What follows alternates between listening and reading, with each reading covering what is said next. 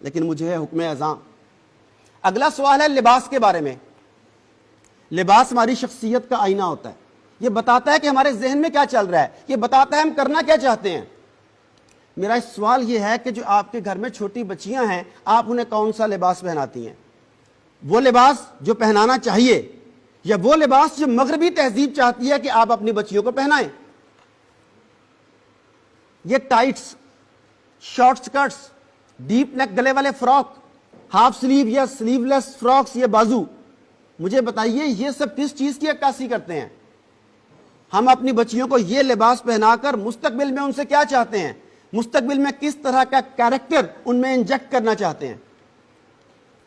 یاد رکھیے، آج کی چھوٹی سی غلطی کل کسی بہت بڑے المیہ کو جنم دے سکتی ہے۔ آپ کو آج احتیاط کرنا ہوگی۔ اس وقت تمام شیطانی اور دجالی طاقتیں آپ کے نظام کے خلاف اکٹھی ہو چکی ہیں ہر پلیٹ فارم پر۔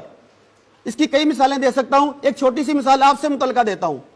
آپ کسی بھی بچوں کے ریڈی میڈ شاپ پر چلی جائیں، 5 6 7 سال کے بچے کو چھوڑ دیں، 8 9 10 11 12 13 سال کی بچی کے پورے بازوؤں والے کپڑے، شلوار دوپٹے کے ساتھ کپڑے مجھے ڈھونڈ کے دکھا دیں، آپ حیران ہو جائیں گے کہ پورے پاکستان میں کسی اچھے معروف برانڈ پہ 11 12 13 سال کی بچی کے ایسے کپڑے جو شلوار قمیص ہو، گلا پراپر ہو، پورے بازو ہو، ساتھ دوپٹہ ہو، آپ کو نہیں ملے گا۔ آپ کیا کریں گے؟ اب آپ دل میں سے، ہم میں سے کچھ لوگ کہتے ہیں کہ بھئی چل ہی یہی رہا ہے، اس وقت فیشن یہ ہے، سبھی یہی پہنتے ہیں، تو میں کیا کروں؟ کیا یہ جواز کافی ہے؟ اگر سب کنویں میں چھلانگ مار دیں تو کیا ہم چھلانگ مار دیں گے؟ اگر سب اپنے بچوں کو زہر دینا شروع کر دیں تو کیا ہم انہیں زہر دینا شروع کر دیں گے؟ تو جب آپ کے اندر سے یہ آواز نہیں کی آتی ہے، ضمیر بولتا ہے، تو ہم میں سے کچھ لوگ خود کو یہ کہہ کے تسلی دیتے ہیں کہ ابھی تو بچی ہے، حالانکہ پتہ آپ کو بھی ہے کہ وہ بچی نہیں ہے۔ اگر آپ کی نظر میں بچی ہے بھی تو دنیا کی نظر میں نہیں ہے۔ اگر ایسا ہوتا تو زینب جیسے پھول کو مسئلہ نہ جاتا۔ سوچئے ہم کیا کر رہے ہیں۔ چلیں مانا وہ بچی ہوگی، آپ کا فیصلہ ہے، ٹھیک ہوگا۔ ہم ذرا بڑی خواتین کے کپڑوں کی طرف آ جاتے ہیں۔ اگر میں کوئی تلخ بات کہہ دوں تو میں پہلے سے معذرت چاہتا ہوں، مخاطب در حقیقت آپ نہیں، پورے پاکستان کی خواتین ہیں۔ پاکستان کے معروف سے معروف، اچھے سے اچھے، مہنگے سے مہنگے برانڈ کا کپڑا اٹھا کر خود سے پوچھیں کہ یہ کپڑا سطر پوشی کے لیے استعمال ہوتا ہے یا یہ سی تھرو کلوتھ ہے جس کے آر پار دیکھا جا سکتا ہے۔ ایک تجربہ کیجئے، میری ریکویسٹ ہے آپ سے، اور میرے ساتھ جو یہاں پہ چند مرد حضرات جو موجود ہیں ان سے بھی ریکویسٹ کروں گا کہ ضرور یہ تجربہ کیجئے گا۔